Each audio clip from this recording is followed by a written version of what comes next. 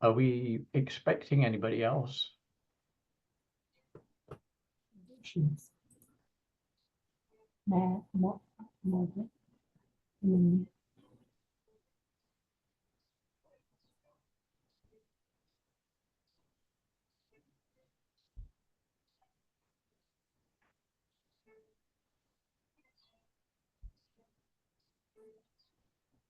So Andy and I got some exciting news today that the chiller project got approved. So now we need to really finish building those pilot digesters so they can connect their project to our project.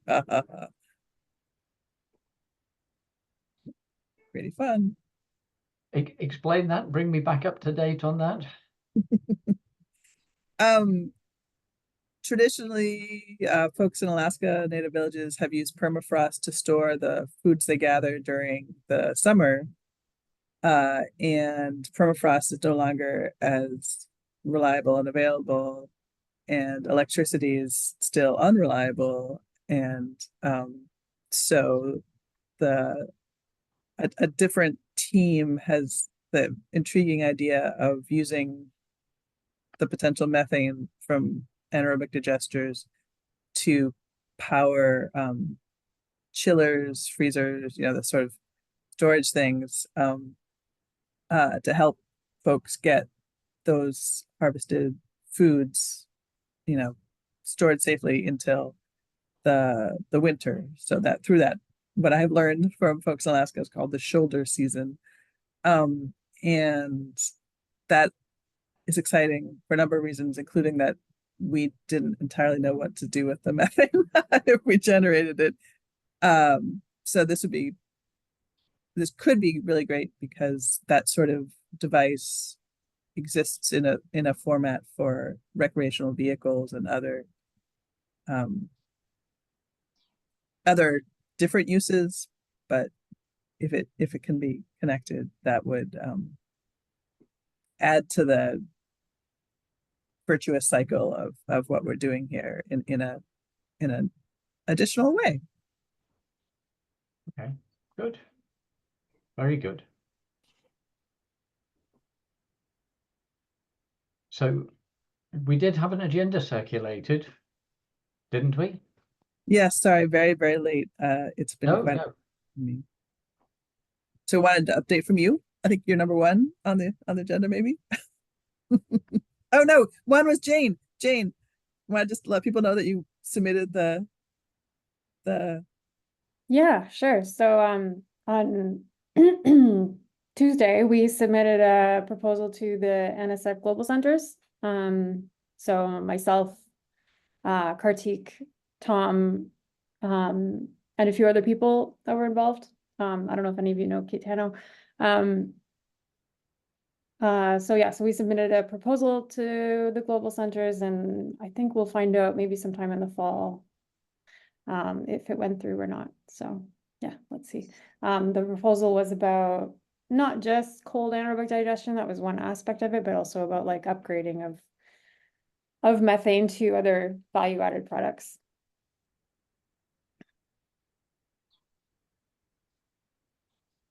And that's pretty much all, unless anyone has questions about it. So you think that you'll hear that you got approved? I like Embry's very positive approach in the fall. Yeah, their timeline says that they're going to be finishing the evaluations in the fall. I think that sounds very optimistic to me. I usually think it's going to take around a year, but they say wow. They say the fall, so maybe by the end of the year. Let's see. It was awesome. It was an awesome proposal. Yeah, it was it came together kind of at the last moments, but I think let's see. And if it doesn't go through, I mean, now we have a bunch of things written down for other opportunities too, so that's all right. Yeah, definitely. And I think also just through the process, like we engaged with a bunch of people who were excited about the ideas, so that's also good. Wonderful. That's really, anyway, I think it's wonderful that it managed to get in, because it was kind of a big, ambitious, and last minute effort, and that we have the you have those pieces, as you say, for other Yeah, applications now too. yeah.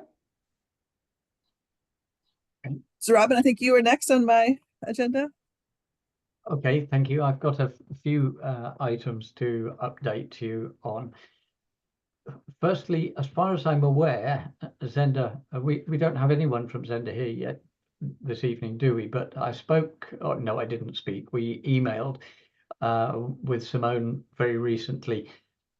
I know that they have not received the final payment from NATO at this point. We have received additional questions, clarification questions about the final report. They seem to accept the content. They did object to some of the tabulated information about attendees and so on. So the numbers didn't add up. And to be fair, there were some cross-reference, cross-connection errors in it. So they were corrected. And as far as I'm aware, they should be paying the final tranche imminently. What I did say to Simone was that they do have the majority of the money. So if anybody is in hardship over the money and really, really needs it, then Zenda is holding most of it. So for instance, from our point of view, I said, don't worry about it, just hold our funds and pay other people. So if anybody is in hardship, then I think they really need to ask Zenda right now, because they can pay.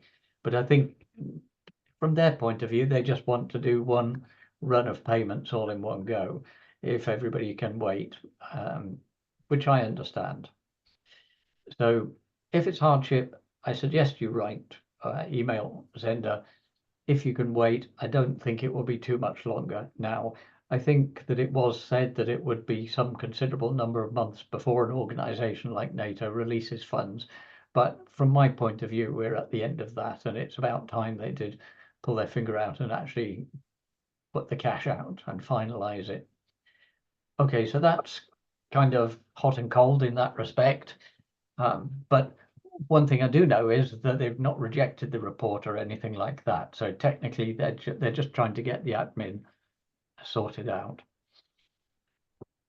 I think the really interesting thing, though, that follows that is that in the last correspondence I received, the guys from NATO not only were positive about the report itself, but actually went further than that and said that they would like to put us in touch with specific people, one in a European NATO organization and one in a US military organization, because it's the sort of organization it is. But both of these people are related to things like environmental management and potentially disaster relief programs and stuff like that.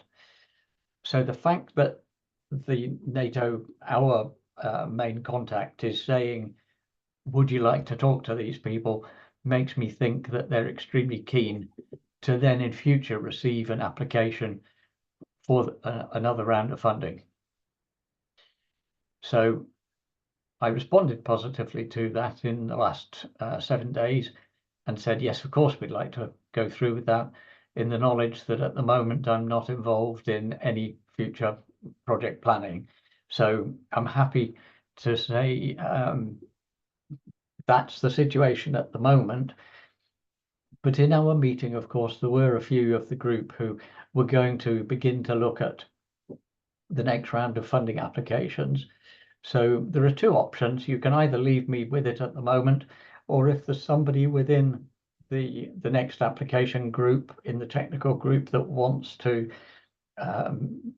put themselves forward as the contact for the next round, then please talk to me or email me about that, and we can go forward.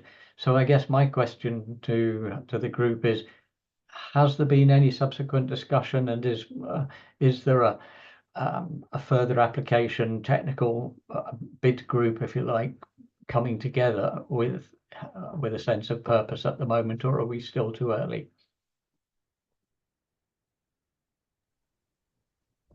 I think we've been focused on the design project, Robin. I don't think that we've got a cohesive group around funding.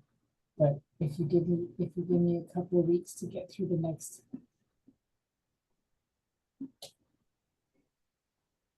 stuff, then we can start having, we've got design subgroup meetings. We can start having funding subgroup meetings based on the list that we pulled together from the in-person. Okay, so what I'll do is I'll send a further note just with a holding comment for a few weeks, and then Embry, I'll name you, but we can have a three-way or more first conversation on the subject if that suits. As I say, I'm not going anywhere. I'm not disappearing in this respect myself. So if you want me to stay in the conversation, that's fine. Happy to do that.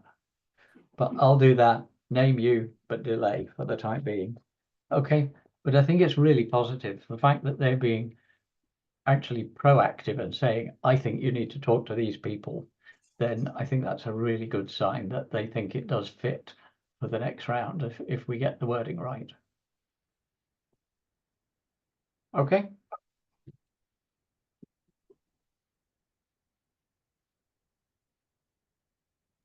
So that's all from my side at this point, Margaret. That's great. Thank you. I'm just realizing it's probably too early to have any real news, but I'm trying out the Hertz Foundation, which is a car rental foundation.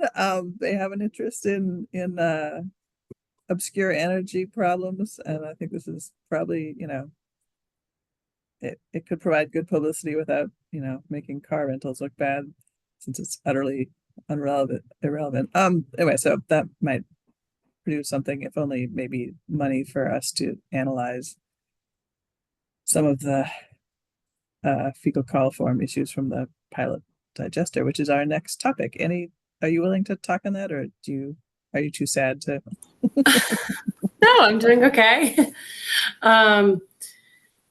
I'll keep it brief, and then Margaret, you can add on whatever you think is appropriate, or anyone can ask questions. But the pilot is delayed, mostly out of a funding procurement issue on the EPA ORD side of things.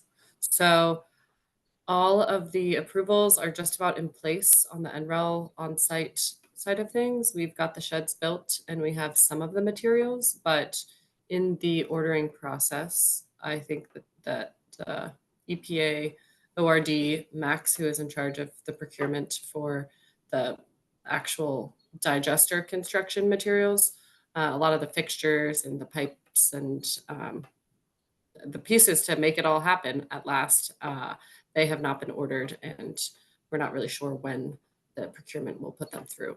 So we are up in Alaska a bit in wait to see when those arrive to the site, and then hopefully we're juggling on like ready to run whenever it shows up. But once those materials show up, we still need to build the digesters and get our final approvals on site before we do have someone ready to drive the digester seed from Talkeetna up to Fairbanks. So it is going to be sourced, the inoculum is sourced from Alaska. And that will come, and that once that arrives, will be all systems go. Obviously, we are going to be past the max sun that we have, and it's been 80 degrees up here, so it's been nice and warm, and we would love if digesters were getting started now. But I think we are looking at a few more weeks, all things considered.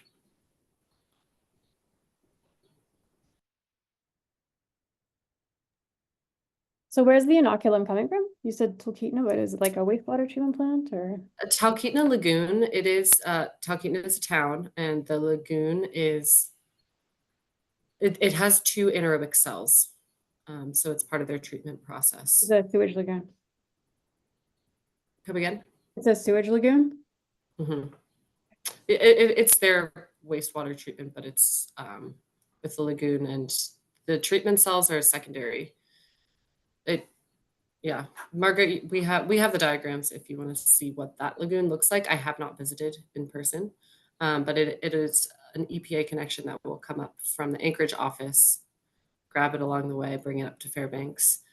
They have offered to share, I think just earlier this month, they do routine testing at different stages of the treatment process. So we hopefully will get their lab results on any chemical and biological properties of whatever the sample that we will ultimately receive. So hopefully we'll have some information about, more information about the inoculum before it arrives. But yeah. Cool.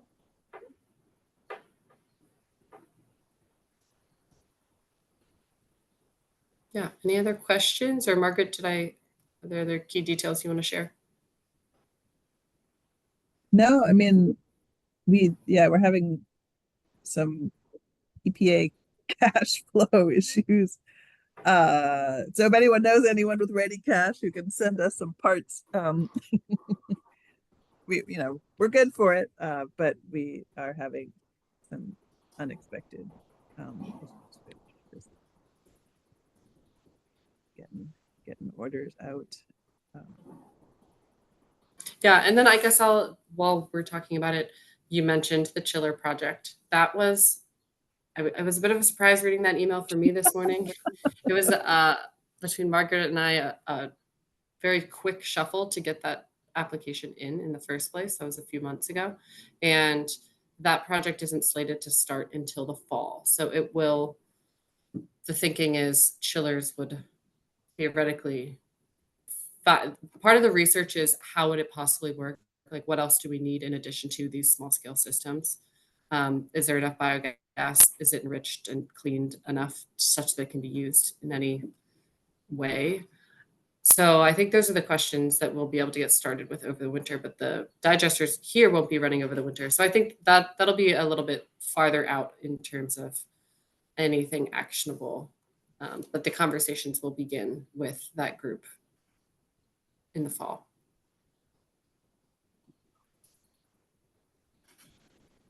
Yeah, that was a surprise to read. A pleasant surprise, but definitely a surprise.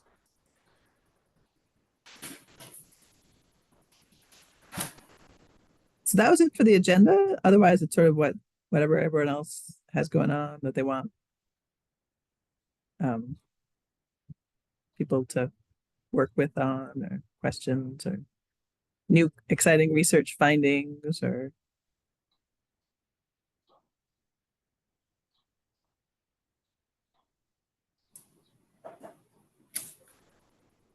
Oh. Yay! Dr. Marti. Hello to everybody. I just wanted to talk that last week, no, 2 weeks ago, I went with Liliana to the World Anaerobic Digestion Congress that was held in Turkey, in Istanbul. And we presented the research we have been doing with digesters and wastewater treatment here in the jungle, in the Amazonia. And we won the best oral presentation of the World Congress. So that's a good thing. Yes, we presented the results of a survey we have been done with families that we installed digesters just 2 years ago. So we have been monitoring these digesters, and we saw the first results of the digesters. So at the end, the conclusion is that for this kind of digesters, you need to add also a wetland, a constructed wetland, because if not, you don't reach the numbers for to achieve the regulations. So the idea was to present that you can work with digesters, but you need to also to add a wetland. That was my news. Exciting.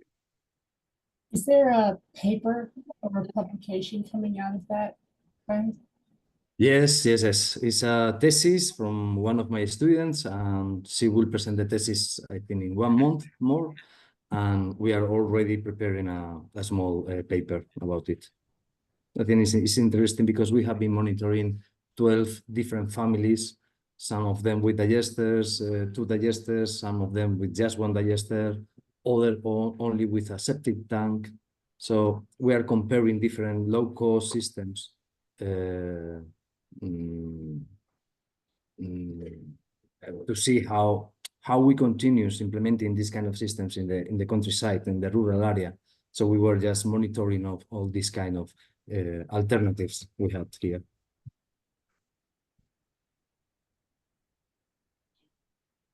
Did you take any time in Istanbul to do any touristy traveling stuff? I didn't understand, sorry. Were you able to do any tourist stuff in Istanbul? Just a little bit. The Congress was very busy. On Monday we began at 8:30, and we finished 7 o'clock in the evening. So imagine, was all the time like. Yeah. Yes, was a little bit crazy, but I could go have a walk in the old city. It's beautiful.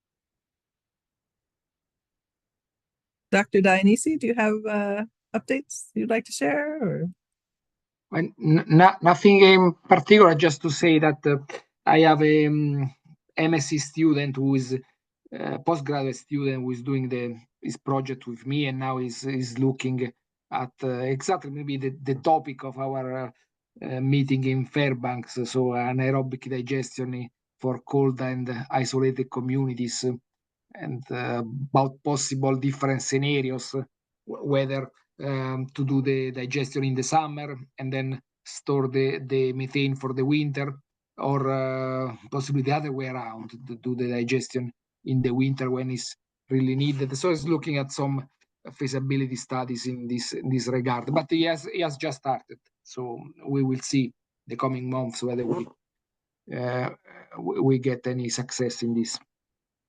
I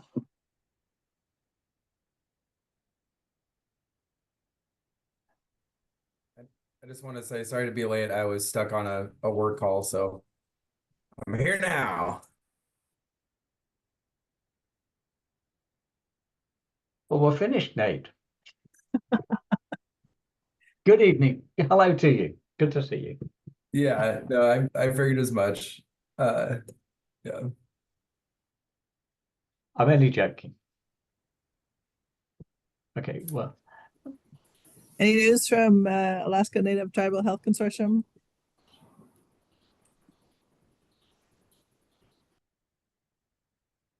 No, nothing of note. I also just came from another meeting, but no. It's the busy time of the year up here. We're running pretty hard. Time of year when everything happens. Yeah, all at once. All at once.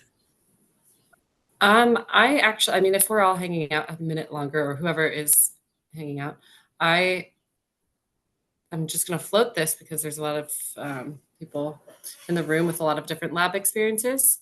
I know everyone comes from some sort of anaerobic digestion field, but I am having larger conversations with the lab up in Fairbanks. A lot of you have toured it, so you kind of have a sense what it looks like and its capabilities. And we're discussing what it might look like in the future. So I'm curious to kind of perhaps hear if anyone has any big ideas as I develop a sort of wish list for our lab and what capabilities we should move towards in terms of whether we want to have a wet lab on campus, which we don't have. And that's why we're not doing our sludge tests on site at all. And then, I mean, we have more of a background in building science. So you all saw a lot of those capabilities. So we have a lot more carpentry and fabrication type work. But with the diversity of projects coming in now, we are just thinking about strategy. And I'm wondering what, any key pieces of equipment that really change your lab or anything to contribute as I brainstorm.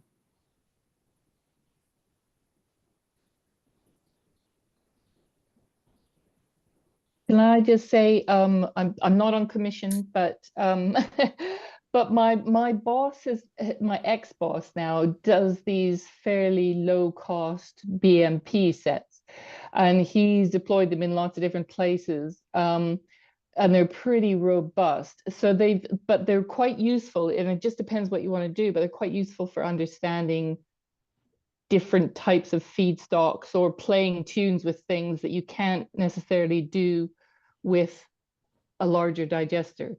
So let's say you had those different synthetic feedstocks, you could put them in these little reactors and play tunes on it, or you could add different ratios and see how quickly you got biogas production, or those sorts of things. So some of those lab things, when we're doing some projects, we will say, just get a set of little reactors, because you can really increase your understanding of feedstocks and operation, and that knowledge exchange can be really helpful.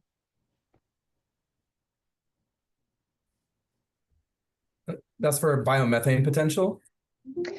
Well, you don't have to use them necessarily for biomethane potential. It's not, you can just say, okay, well, actually, I'm using this feedstock mix and I'm getting this much gas out of it, or I'm heating these ones up really quickly and not heating these ones up, or I'm running these ones cold, or so you can do lots of different things on them depending upon what you're trying to do at the larger scale, and you're not just risking like making 6 big digesters and making them fall over, and the horrible things that you end up with big digesters falling over.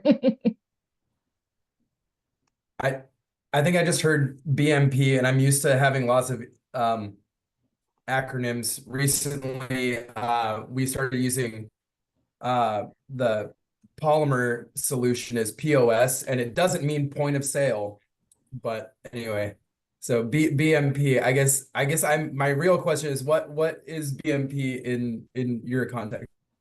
Oh, in our world, it's the biomethane potential. So technically, if people will kind of go, okay, I've got this feedstock and you should be able to get this amount out of it in terms of biogas to see the economics of a given digester, but that's not quite, I think, probably what the aim is here. But to have little reactors that you can play tunes on is kind of fun and useful. Hood and an autoclave and some pipettes and some agar media, and so that you can run all these plates with all these different fun bacteria and things like that.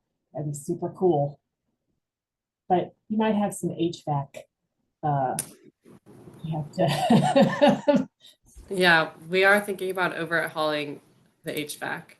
And I will say we have an autoclave on the way. So that's one that we prioritized on the front end. But a hood is part of the conversation and how much we want to do. So thanks. Yeah. Incubators, various temperature incubators, like a mesophilic incubator, and maybe a thermophilic. When I had to run total suspended solids labs on some site, we didn't have an oven, we had a microwave, and believe that sludge microwave was dedicated. That was that's all that happened with it. So some kind of, because it's you take your sample and then you weigh the thing before, you weigh it after, you dry it all out. It's very simple, but having something dedicated for sludge drying is a whole furnace. Yeah.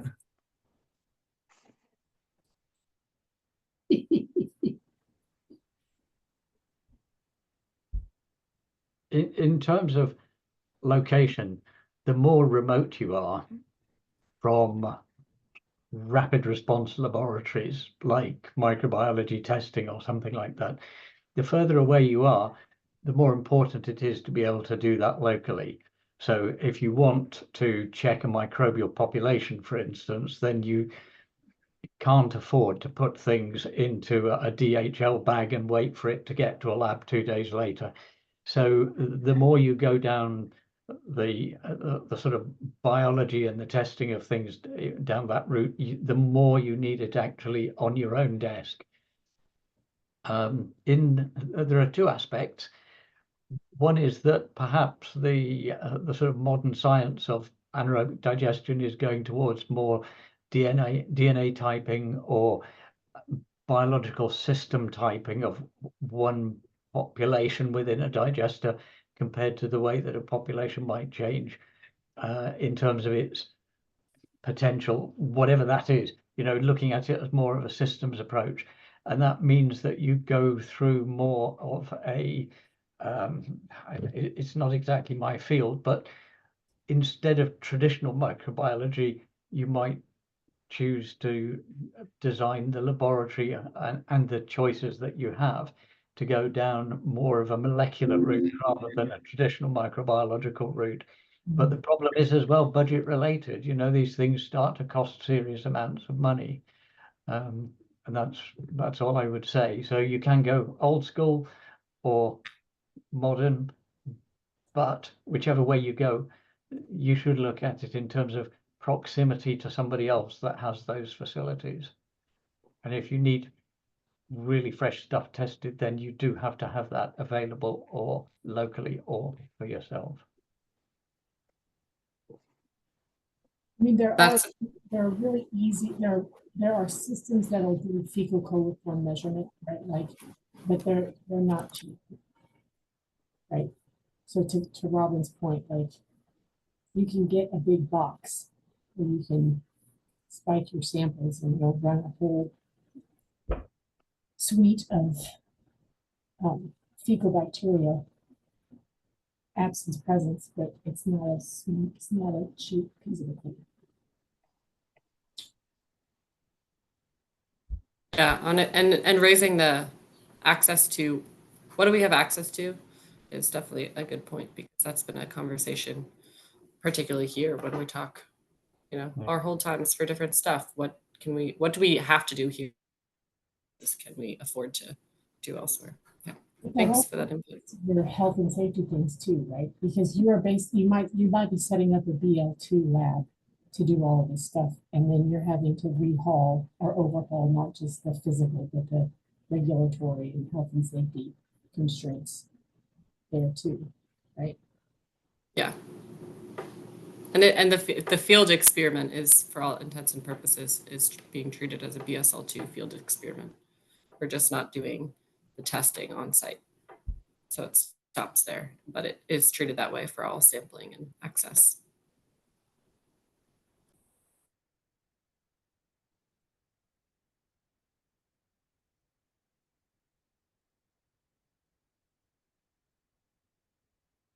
And I will just say I am saving all these links in the chat to check out later. So thanks for the chats going on there too.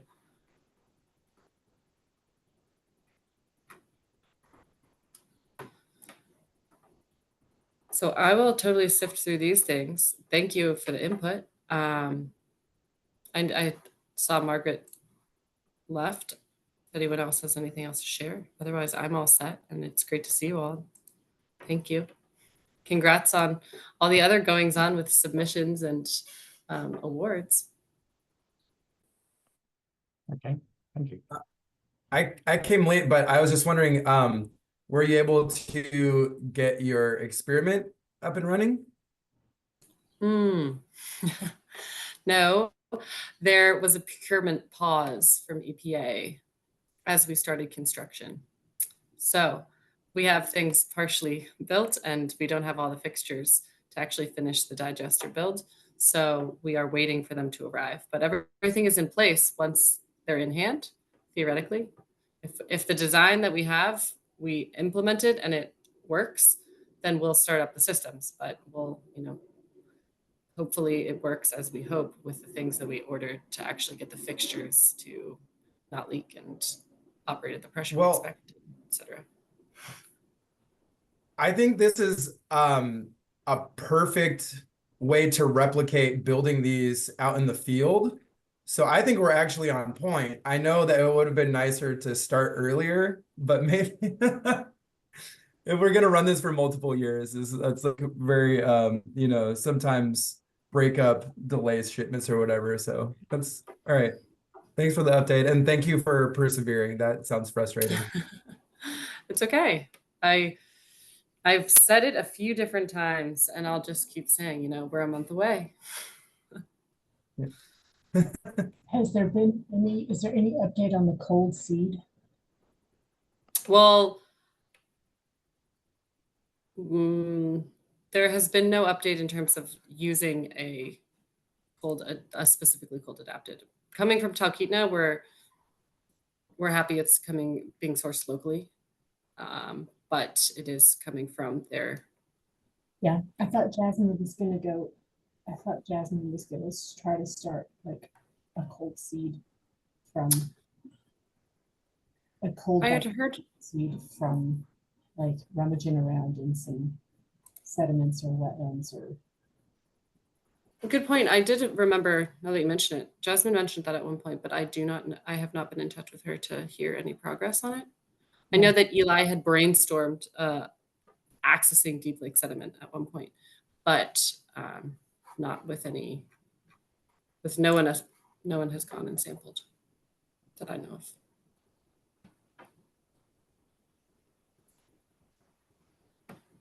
of. On that topic, I'm going to be in Fairbanks again in mid-August, because that's when my brother is going to call all of his friends in to pour more concrete skate park at his house.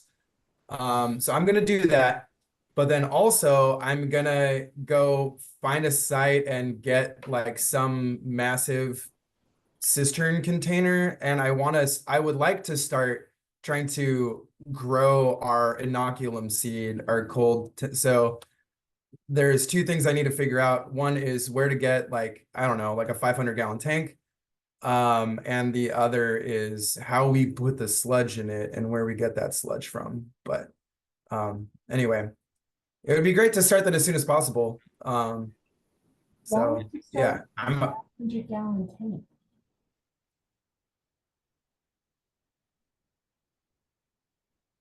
Say again? I wonder if Tom's probably got papers on his isolation of Svalbard bacteria. I'm wondering if that's a call that would help. 500 gallons, Nate, that's heavy. It's not just the tank, it's moving it or moving the material. So where's this going to be, Nate? Off of Farmers Loop Road, actually kind of on Summit Drive, but not very high up. That's for Fairbanksers. It's in town-ish, and probably move stuff in the back of my brother's truck. Probably not like 500 gallons of it, but I don't know. I'm just trying to, get some gross stuff and then throw it in there. I'm not trying to be very picky about it. I'm just trying to get gross stuff to ferment in a tank on the backyard as a start. So I don't know, maybe if there's one of those oxidative lagoons that we can go get stuff from nearby, that's not too much of a drive. My brother will not be as interested in driving out to go get sludge from a lagoon, but that's going to be like my side mission while I'm out there. Great. Keep in touch, Nate, and let me know what you're thinking as that approaches. Yeah, definitely. Thanks.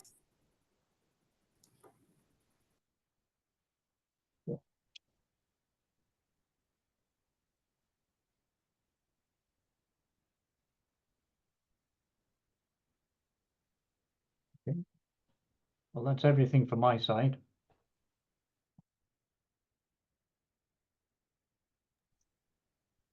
I just had a quick one for Nate, maybe. I talked to a guy called Ben Campbell from Durham University the other day, and he had put in something which was a Nepalese, a call to do AD in Nepal, and I know you have an interest in that, Nate. So I just, if you like, I can introduce you. You might have some stuff in common. I think whoever this call was for, they weren't interested in sort of the touristy bits that you were looking at, but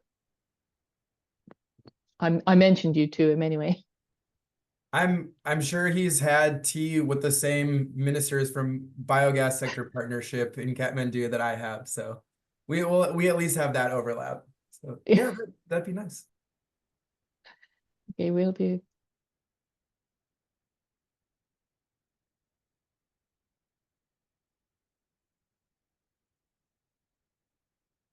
Okay, is Margaret still with us? No.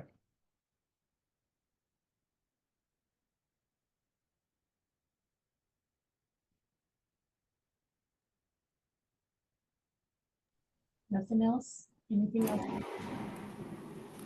Will I be able to access this chat once you close out the meeting?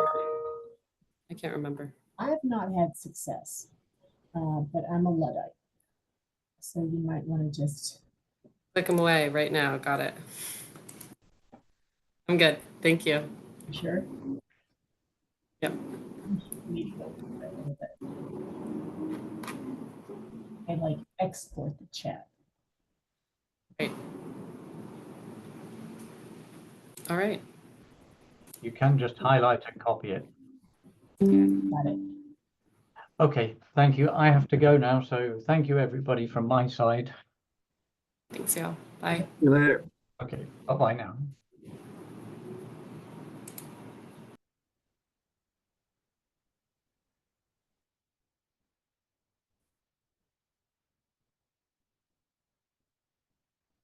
Is everybody hanging on? I Anything? actually need to go talk to somebody in Iowa about a co-generator for biogas. So I need to figure out O&M costs for like replacement stuff. Oh, yeah. It's expensive, is all I know. So I'm updating costs from 2016. So I'll pick your brain, Margaret, if I oh no, Embry. I'll hit you up if We have a I library come of to those any costs. crazy questions. We have a library of those costs, Nate. So, or Okay. All Right. right. Well, see y'all later. Thank you. see y'all. Have a good month. See you. Biochar paper, honey. Biochar. I'm circulating your biochar paper. Have to try. Bye bye. Bye.